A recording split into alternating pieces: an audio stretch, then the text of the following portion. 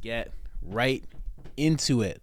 This is episode 565 of the Soul Not For Sale podcast. Coach Colin here. Let's get right into it. Joe Rogan, Oliver Anthony, and they're just discussing the song. You guys all know what song it is. Rich Men North of Richmond. On the total control. Want to know what you think. Want to know what you do. I should do a remix with them, no? No? Just saying. Let me know in the comments if you think I should. Or should I just stick to this? I'll stick to this. But they're talking about that. They're talking about, you know, the attacks that happened to him, how he's getting pulled left and right, and just the overall craziness that is him shooting up the charts the way he did. Really enjoyed this interview. It really is an interview that's focused on mental health. And if you're in a dark place right now, or if you're in a place where you can't figure it out, you know, and you're feeling like times are really hard, really listen to this interview. Go and listen to the full interview. I'm not saying it'll fix anything, but it'll definitely make you feel like you got somebody along with you, you know? And for me, podcasting, that's always what it's done for me. Shown me that there are many people who have been in my situation and they've rose out of it and gotten into better places. So just saying, that is why I love podcasting. It does that for people, gives us something to connect to. Before I play the clip, of course, I have to bring you to IamCoachColin.com. We got the certified pure blood on deck first. It's not usually the first one. This is for those of you who survived the pandemic unscathed, untainted. This is your certificate of achievement. Wear it with pride, but beware, over the next 6 months to a year, you will be tested again. Stay strong out there, pure bloods. We also have the Public Enemy #1 shirt. Google Agenda 2030, Google the World Economic Forum. You'll understand quickly why this gentleman is, in my mind, Public Enemy #1. We're going to be doing a podcast on him pretty soon too, me and the wife. And of course, the presidential mugshot. The mugshot heard round the world. There were many fakes that popped up, but this is the real one. Trump 2024. And of course, this Soul Not For Sale. We have all of that and more on IamCoachColin.com. And if you want 10% off of anything you just saw, or anything that you end up seeing, a hoodie, a tank top, a mug, all you got to do is put in the discount code I am Coach Colin. All capital letters, all one word, one L in the name Colin, and that gets you 10% off. And if you've already done that with us, you have no idea how much your support means to us. Thank you, thank you, thank you. Now let's get into this clip. I've learned very quickly that like Twitter and Facebook and stuff like you see comments and feedback from people, both overwhelmingly positive that maybe you wouldn't get in a personal conversation, but also like overwhelmingly negative too, you know? Yeah. People just use that as a vent that they just take whatever seething hatred they have inside of them. They're like, oh, I'm getting that guy with it, you know? If you had a song just about love that resonated like that, it would be almost impossible to hate you. But you have a song where you're talking about how people are fed up with shit. And it obviously resonated. I mean, I've seen songs go viral, but that's pretty banana, son. Your shit went to the moon right away. And God, I'm not sure who sent it to me. I'll have to find out who sent it to me. Because it's one of those things where like once one person sent it to me, then it was like dozens of people were sending it to me. It's funny because originally that song wasn't really even in my top 5. Like, it's not normally the type of song. I've written songs with similar messages, but as far as that sort of like, I guess, anthem format is what people are calling it. It's like an anthem. Like, that's not something I would normally write, but it's an unlikely anthem. Yeah. You know, insane times. It would be an unlikely anthem. Yeah, I had no idea that song would react the way it did. Well, you're a smart guy, and it's representative of how a lot of people feel. And it's also, there's something about the way certain people sing, and I don't know what it is because I can't sing. But there's a tone, there's an authentic sound, and I know when they're faking it. And it's not that they're not faking it in a beautiful way. Like, there's a lot of people, the faking is probably a bad term, but they're sounding perfect and they're singing a song. There's something missing. I don't know what it is. Yeah. But some people, like Janis Joplin's like one of my greatest examples. Take a little piece of my heart. There's a authenticity in that voice that, God damn, man, if that doesn't bring you to your knees, like, play that.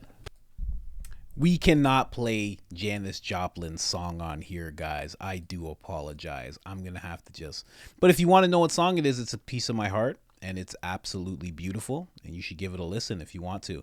Let's get back into it. Way I sing, and so like I think even the same way with her and other people, it's like it's maybe rough around the edges. It could be a little pitchy, or it's you're not using the right part of your face when you project and whatever. And so like on paper things aren't quite right, but I guess to another human, it's like it sounds right because it is what it is. It's authentic. Yeah. I don't think there's any right way to do anything.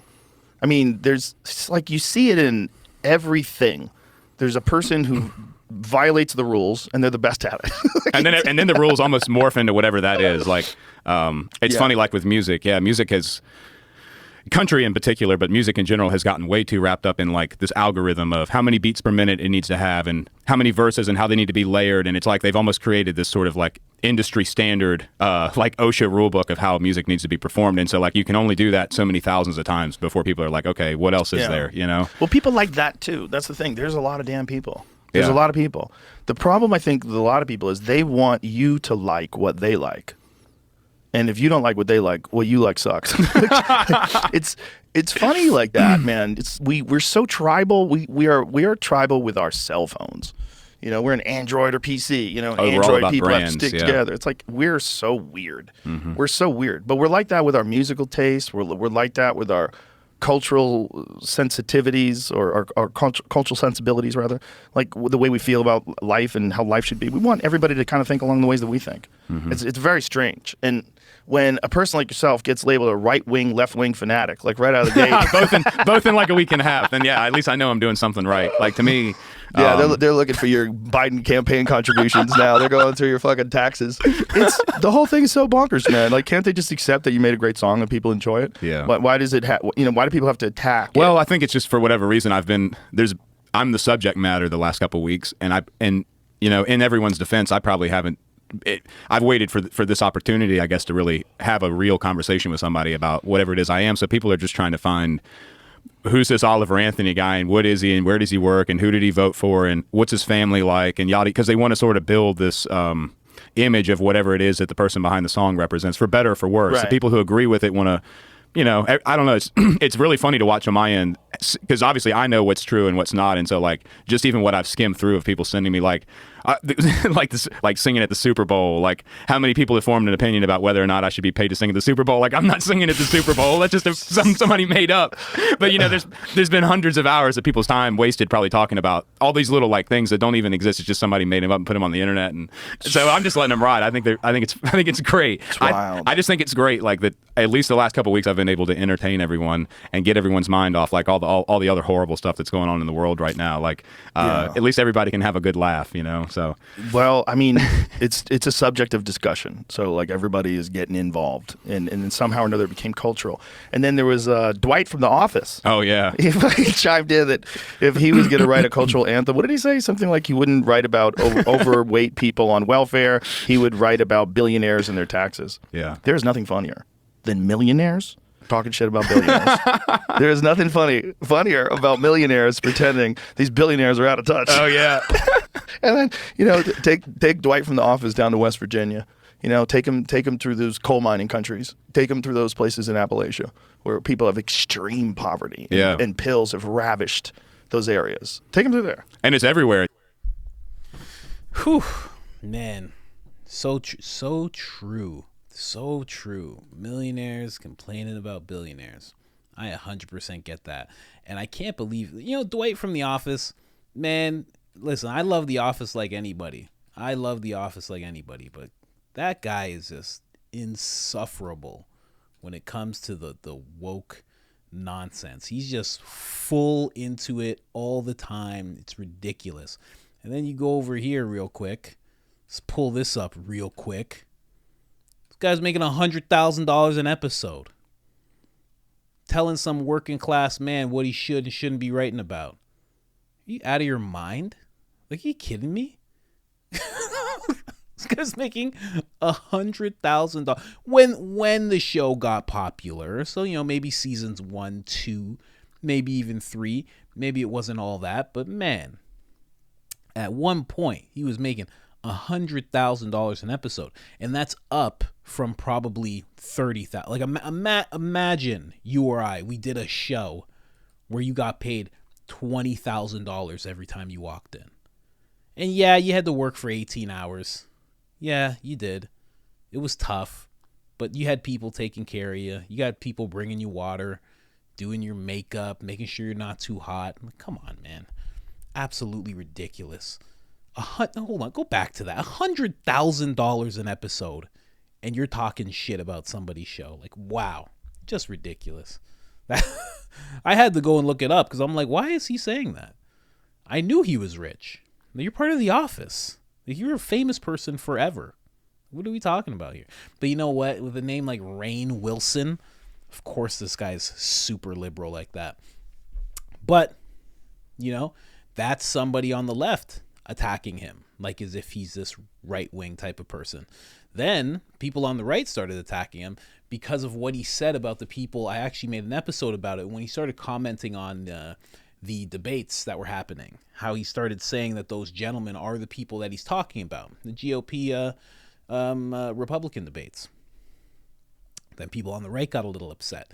Then he communicated with Dwayne Johnson via social media, because when he said that, Dwayne Johnson took it upon himself to step in and be like, yeah, fully support you.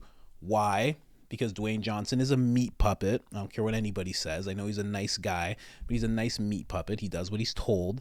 And as soon as it seemed like Anthony Oliver was on the left because he disavowed these people on the right, then Dwayne Johnson comes in, who's super, super left-leaning. Believe you me. Forget what you heard about him walking around with 2x4s and no. He's very left-leaning. So then, you know, I see why it's happening on both sides. But I love his attitude towards it. I cannot say I would have the same attitude. I cannot say.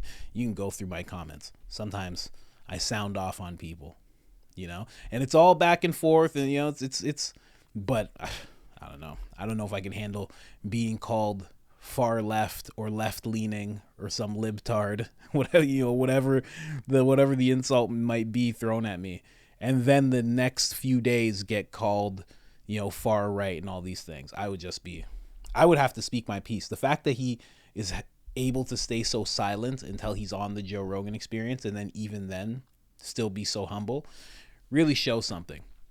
Another thing I point out there, he said it's like an OSHA rule book when it comes to music. That's a working man for you. He's still thinking about OSHA. I haven't seen one of those booklets in forever, man. I hated those booklets. But again, this conversation that they have is really, really good. A lot of it's focused on mental health. Just wanted to show that because, of course, we have to talk about. You had to hear his take on the attacks. I already played a little bit of it when he did a little vlog, but I had to have him really speak out his piece and have him and Joe Rogan talk about that. I think that's really important. But the next few clips are, you know, about mental health and God when it comes to Oliver Anthony. Really surprising. But a good surprise. Again, let me know in the comments what you think.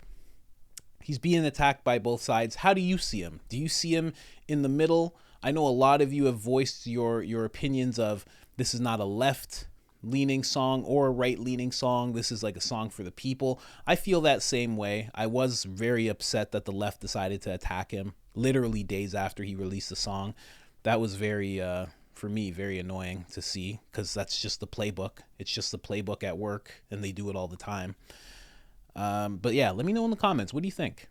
What do you think about all this? About what he's saying, his attitude towards it, and the fact that the boy made it. Oh man, I'm so happy he made it. And one more thing, he's 6'6". What? He is 6 feet 6 inches tall. What? I had no idea. I just wanted to throw that out there. Are you shocked? I'm pretty shocked. He was standing next to Joe Rogan. He looked like one of the red-haired giants. Oh, me and my wife have to do an episode on that. He looked like a red-haired giant. But guys, like the video if you haven't liked it already. Subscribe if you haven't subscribed already. And other than that, I am out.